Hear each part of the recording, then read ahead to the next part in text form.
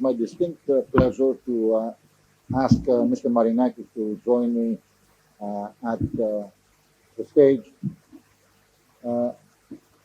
We are going to have an exchange on a number of very interesting topics. I believe Mr. Marinakis does not need an introduction, and you all know that he's one of the major figures in global maritime industry, but he also has a much larger footprint as a businessman, as a philanthropist, a lot of activities that Evangelos is involved with. But above all, since the shipping industry we're talking about, he is one of the major ship owners in the world. And I think with his example, he really sets, to some extent, the direction the industry is going to. I had the unique privilege of being with him in Dubai last week. So I think we're now continuing our journey together. So Evangelos, thank you for being with us in Hong Kong. I think your presence, along with the presence of the other distinguished speakers, really elevates the visibility of this forum. And I'd like also to acknowledge Mr. Anil Sharma, who was in Dubai with us last week. So let's start our discussion with the first question. Geopolitics always have a direct impact on shipping. It seems we are entering a period of easier tensions and hopefully peace around the corner. So we all know that geopolitics have a direct impact on shipping. How would this positive development affect global trade and shipping? Thank you. When there is... Is it on?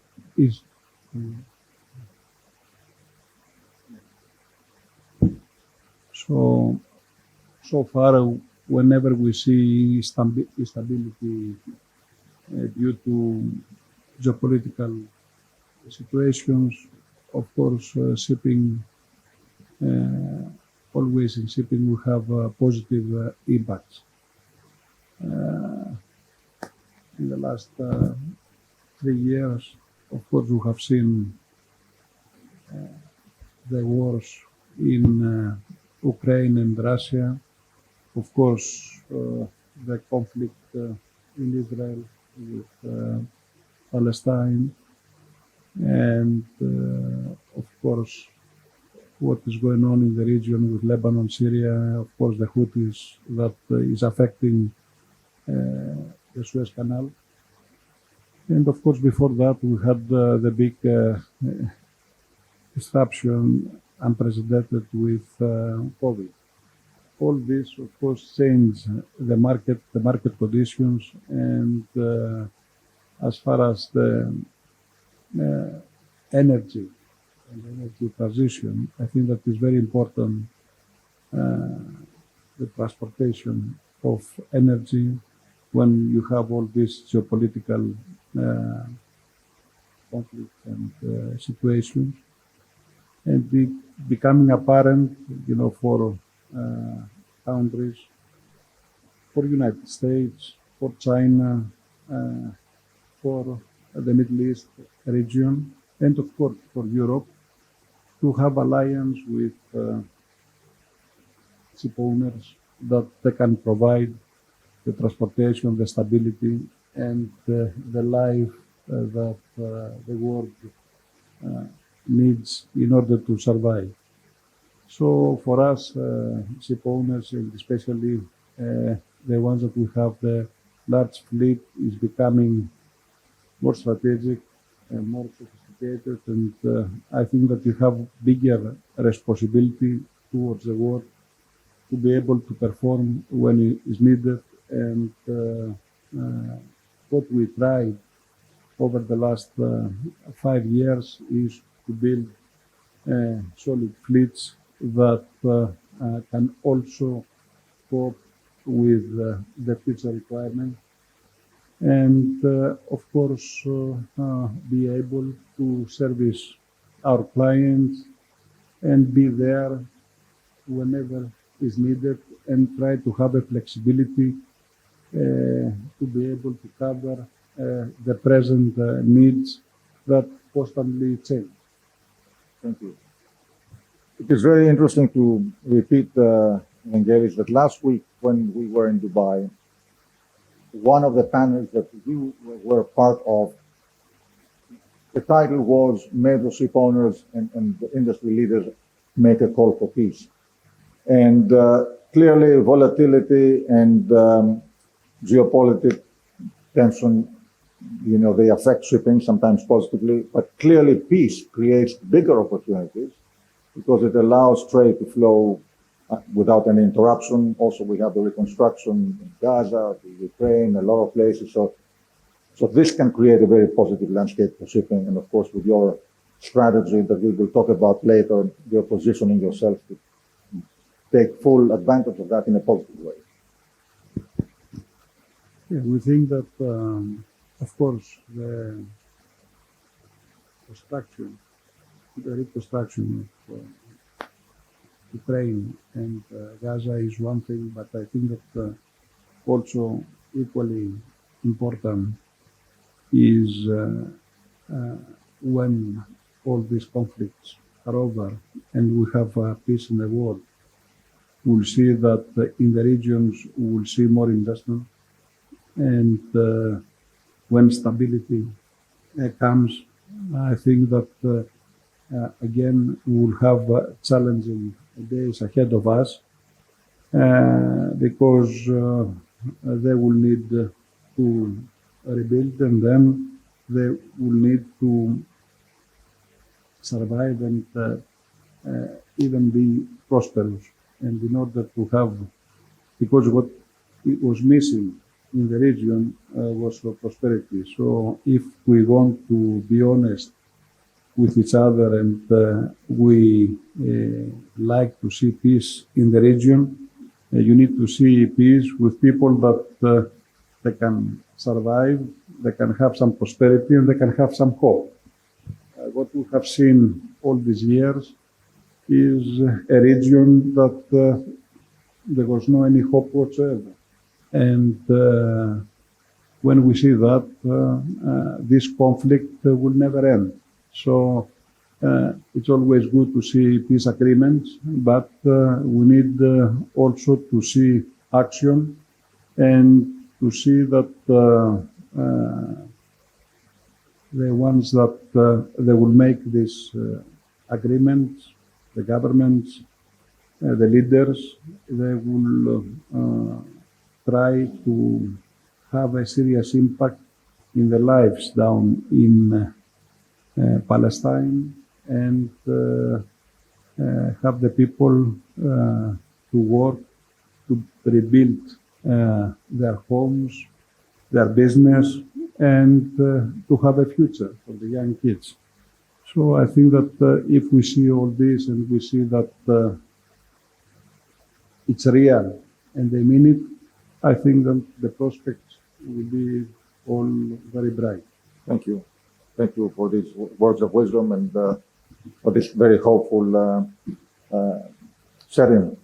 Before I ask you the next question, I have to say, if you allow me, from an organizer's point of view, there is nothing more pleasing than to see people standing because we have exceeded the capacity of the place. So thank you for this.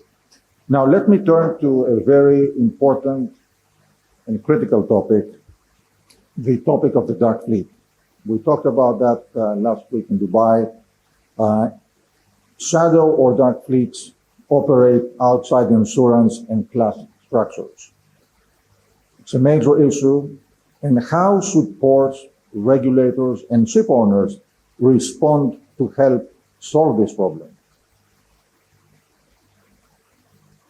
We spend a lot of money, time, and effort talking about clean environment, clean seas. We're here a few minutes ago when the DNV was presenting the green transition, and all this, of course, we do it for the environment. And on the other hand, at the same time, we have nearly 1,500 vessels. Out of them, nearly half of them are already sanctioned, but they navigate around the world with no insurance, with no proper trained crews, without maintenance. We have seen various accidents in Suez Canal, in Singapore, in collisions, and of course pollutions.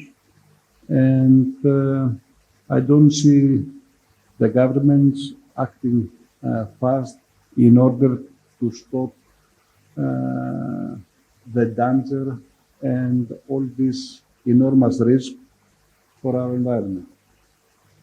And I think that something that can help a lot is if, as we said before, the US administration and Europe give an exception and an allowance for the next 3 months, 4 months, for these vessels to be able to be scrapped, so the buyers of such tonnage in the demolition areas are able to remit money without restrictions to these accounts, so they are able, these vessels, to be scrapped and reduce this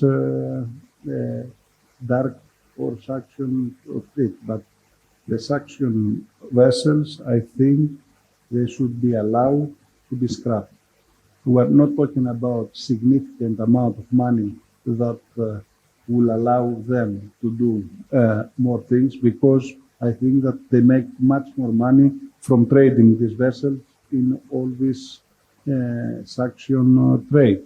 So I think that all of us should send a loud message to the governments and also to the US administration to allow and to give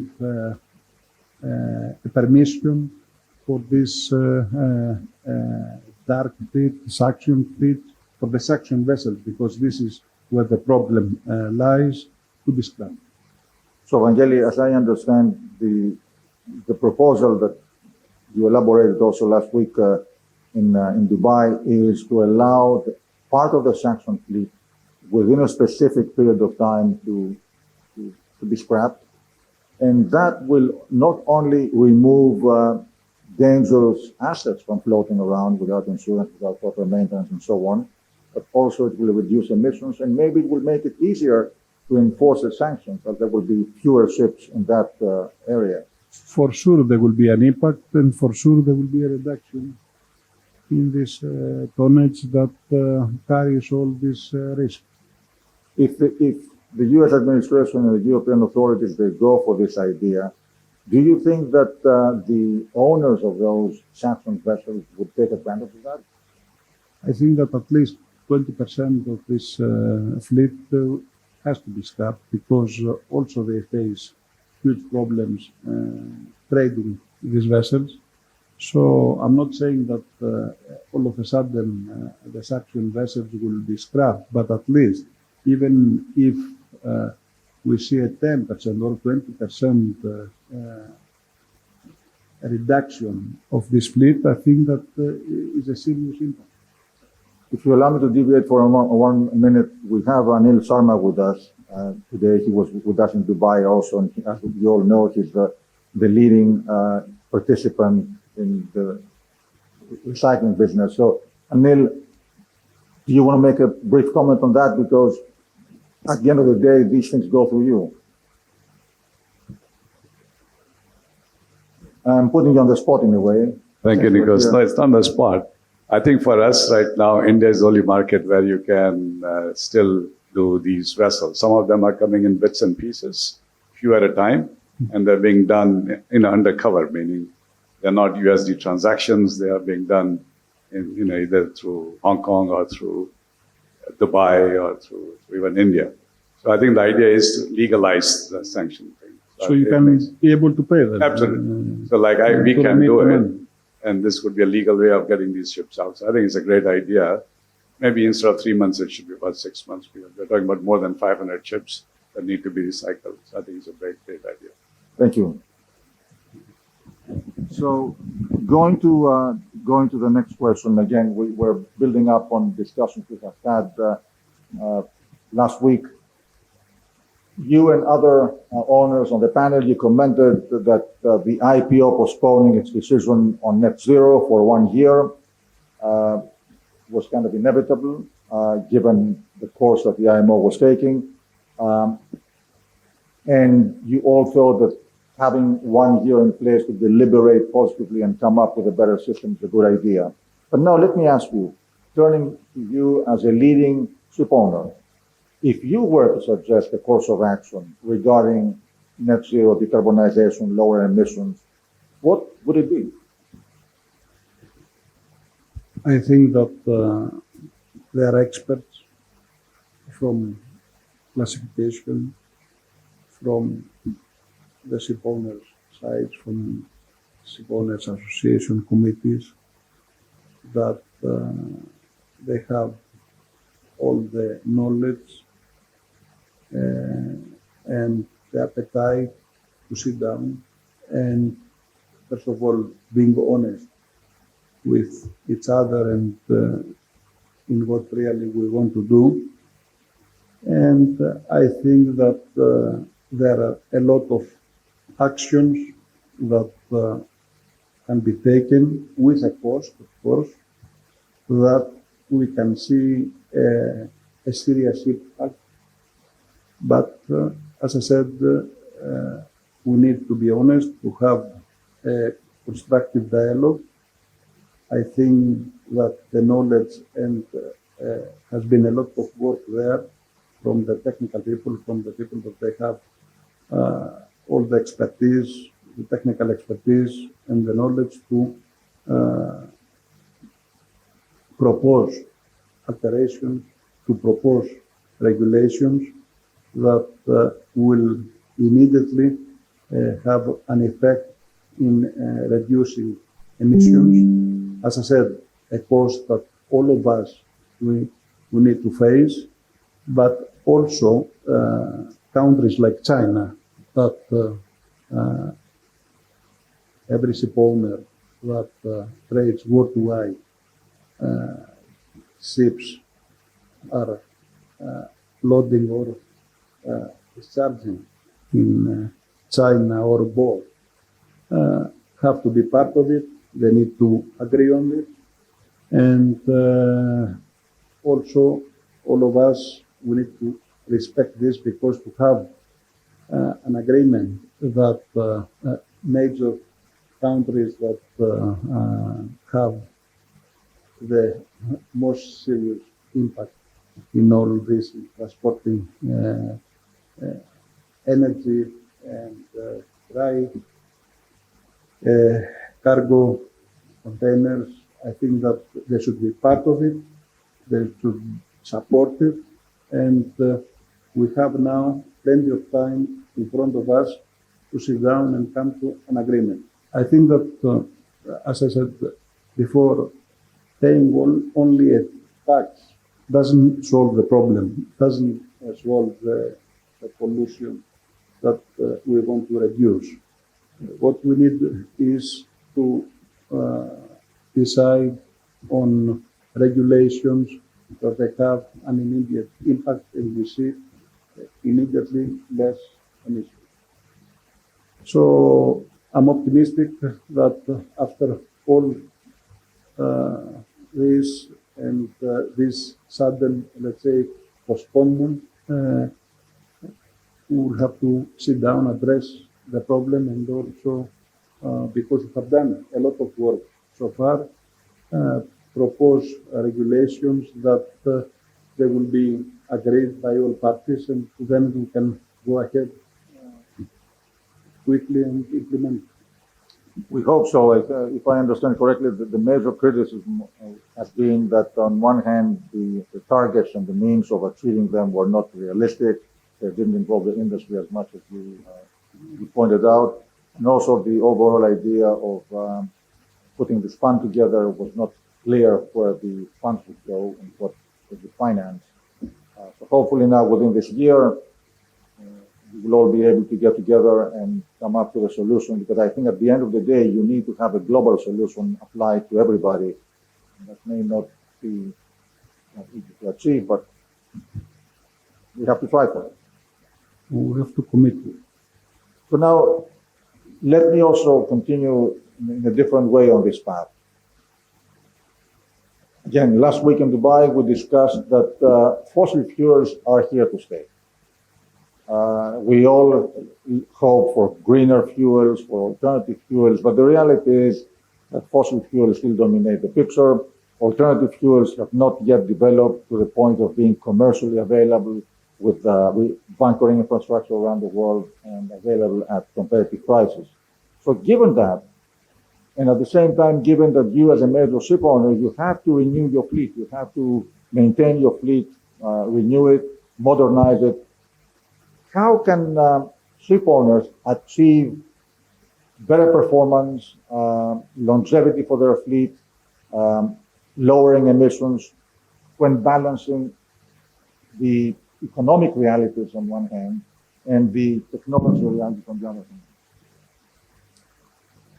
I think that is quite simple. I mean, we need to analyze 2, 3 critical factors. One is the economic factor.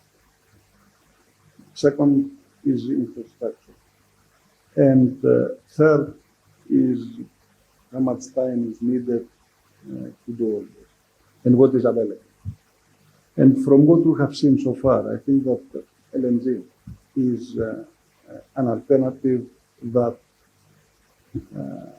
infrastructure is there and also has been completed in very places that can allow the bunkering and also the implementation of certain regulations as far as the LNG fuel is concerned.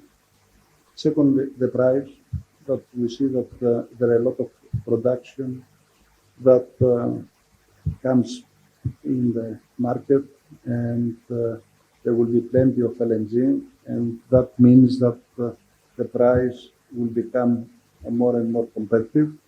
So it is economically sound to consume LNG.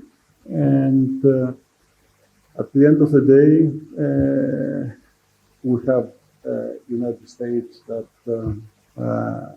they increase the capacity, and there is plenty of LNG available. And also we see China, which is very important, that has the infrastructure to consume LNG, and what everyone is waiting here is the prices to come down, so it will become worthwhile to use it. So when supply and demand is there, and also the infrastructure has been already done in many places, instead of looking out for others and where the price is not there, the infrastructure is not there, let's be pragmatic and realistic and say that, let's say, for the next 10, 15 years, this is an alternative fuel that is more environmental friendly and can do the job. Well, Evangelos, I have to say on that note that you have really been very clear with your own strategy. You have a very extensive new building program. You want to take us a dual fuel vessels and so on. So you clearly voted with your money in a very specific way. You want to take us through that? I think is what I said earlier. I mean, we see that LNG is there, and that's why we invested in dual fuel LNG vessels. Of course, has been a significant extra cost that so far we haven't seen charterers, oil majors, liners pay for it. But we think that it's a matter of time, and when the figures make sense, not only from the environment side, because on the environment we see a lot of announcements, everybody talks well about it, but when the time is to pay and to perform, we see that there is some reluctance. Anyway, I mean, we have spent the money, and the significant investment is there, and we think that in the next 2-3 years, maximum, we will see the benefit. Well, we should acknowledge also your CEO sitting on the front row, Geopolitics. So, as a closing question, we are in Hong Kong, one of the major maritime centers in the world. It's Hong Kong Maritime Week, so let me close by asking you, Asia has been the locomotive for global trade and shipping. It provides not only cargoes, but also shipbuilding, financing, and everything related to what makes shipping move. So how do you see the role of Asia evolving? First of all, as far as Hong Kong is concerned, I mean, we can feel here the right vibes. I mean, there is tradition here as far as shipping, ship owning,